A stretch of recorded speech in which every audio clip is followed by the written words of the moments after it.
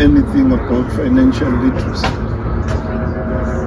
So if we were not taught at school, what do? You teach yourself. You teach yourself how to manage money, understand money, and how to make money. Because the consequence of that is that you will have better financial management skills. And the opposite of that is true as well. I mean, if you don't get to learn about money as early as possible in life, then you become a casualty of life. You hop from debt to debt and all of that.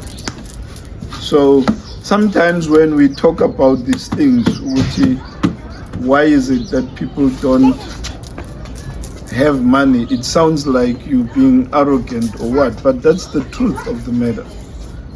The truth is, if you work certain years in your life, at some point you must have money, And for us black people, sometimes when you talk about money, it's a taboo subject. It's more like when you talk about money, people raise their walls. They want to close themselves into their world of not wanting to talk about money, and yet they're struggling with money issues. So what do? I mean, you've got to be open and make a decision that you are going to confront this monster called money, because the truth of the matter is you have to have money, because money constitutes one of the biggest stresses that people have to deal with in life. So it's not a sin to master money. You talk about money, you master money, and create and build wealth for yourself and your generations that come after you. What does the Bible say? It says a good man leaves an inheritance for his children's children. It doesn't even talk about your children, because obviously your children must inherit from you. So if you don't build wealth, what are your children going to inherit from you? And what are your children's children going to inherit from you when you're no longer there? So being broke is not an option. Why? Why is it not an option? It's not an option because you live a lousy life.